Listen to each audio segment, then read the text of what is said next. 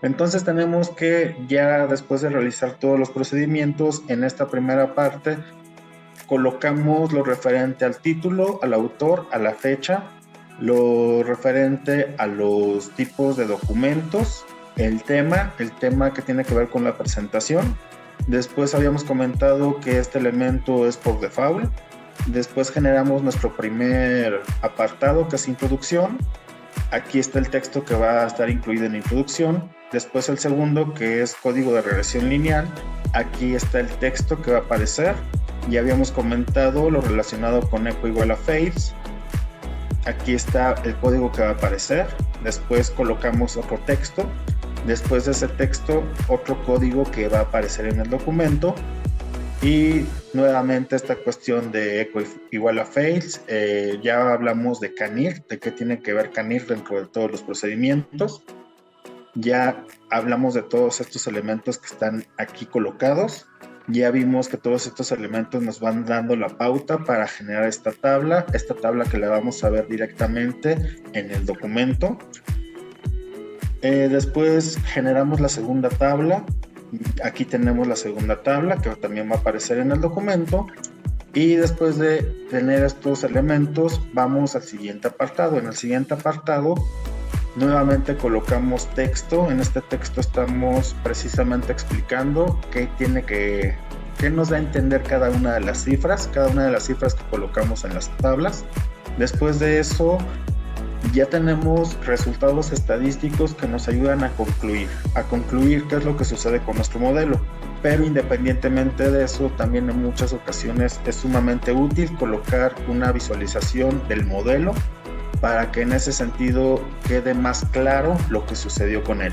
Entonces colocamos el apartado de visualización del modelo.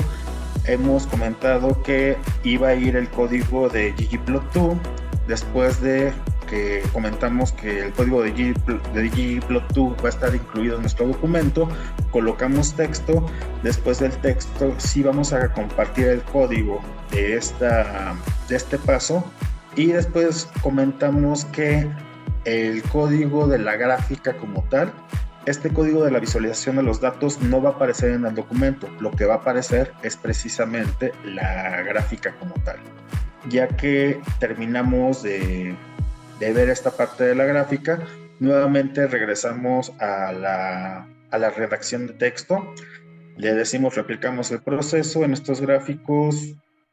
A final de cuentas, más que nada, el dar una explicación sobre lo que aparece en el gráfico. En este caso, como se comenta, replicamos el proceso para X1, X3 y X4. Después la conclusión, ya que tenemos estos elementos, ya que hemos explicado cada uno de estos elementos, vamos a ir a esta parte de Canit.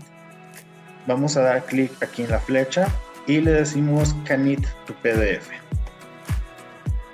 Nos va a abrir en la parte de consola esta pestaña de render. Esta la acaba de abrir.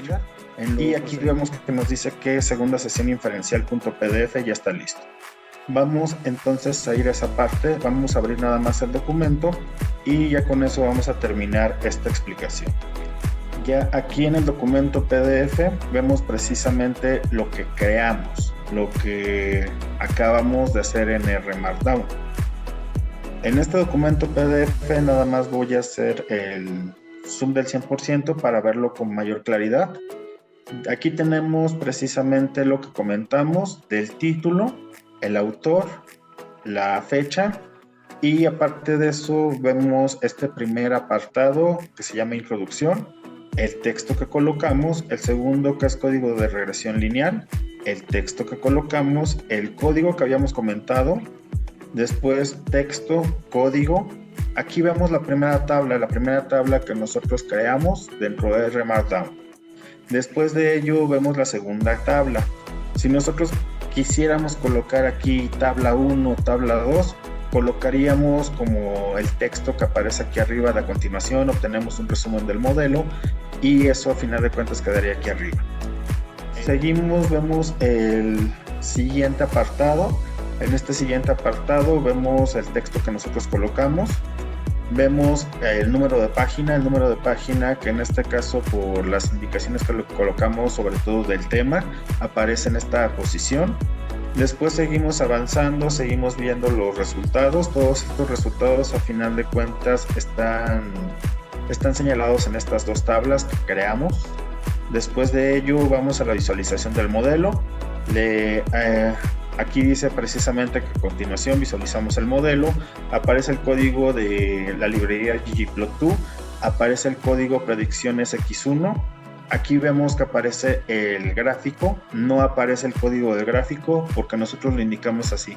Indicamos que en lugar de que apareciera el código del gráfico, que más que nada aparecía el gráfico en sí. Y al momento de seguir avanzando, vemos precisamente el texto que le colocamos. Después del gráfico está esta situación de replicamos el proceso.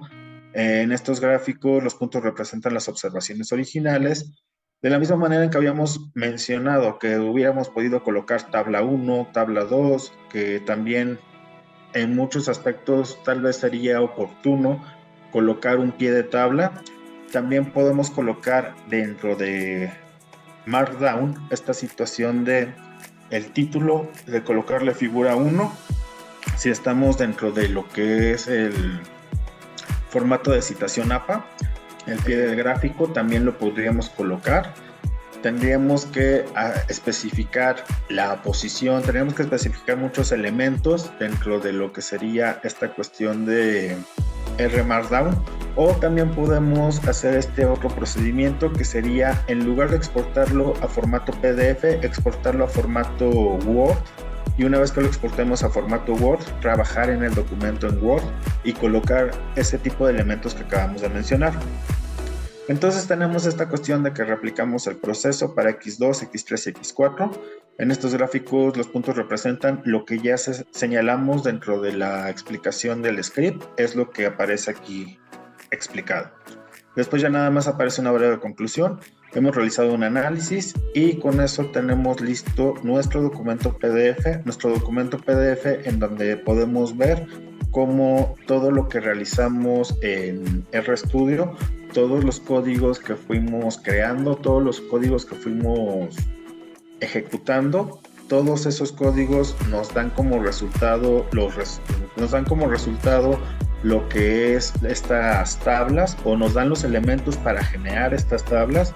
Aparte de los elementos para generar estas tablas, también nos permiten crear estas visualizaciones de datos. Estas visualizaciones de datos tienen que ver precisamente con cada uno de los procedimientos que fuimos realizando, y una vez que ya tenemos estos elementos, que ya los tenemos en nuestro documento, ya con esto podemos dar paso a la entrega del documento, ya sea en una institución educativa, ya sea en un comité editorial, ya sea que nosotros necesitemos entregar un ensayo, que necesitemos entregar un trabajo final del semestre o cuestiones así, o ya sea que incluso estemos entregando nuestra tesis de licenciatura, maestría, doctorado. Pero esto nos permite precisamente darle una presentación profesional a todo lo que vendría a ser la visualización de datos, el procesamiento de los datos, la obtención de resultados de los diferentes cálculos que hemos realizado. Y si nosotros también decimos, bueno, es que yo lo voy a presentar para que quede a consideración de una revista científica, y este artículo de investigación que se publica en determinada revista de determinada institución, también este tipo de documentos con las características que estamos viendo en pantalla tienen precisamente esa cuestión de que tienen una presentación bastante profesional, y esa presentación bastante profesional se logra al momento de ir desarrollando todos los cálculos que necesitamos, todas las visualizaciones que necesitamos, y una vez que ya tenemos los códigos, esos códigos tienen esa utilidad de que lo podemos ir colocando en R-Markdown, y una vez que hacemos ese procedimiento, eso nos va a dar como resultado lo que vemos en pantalla.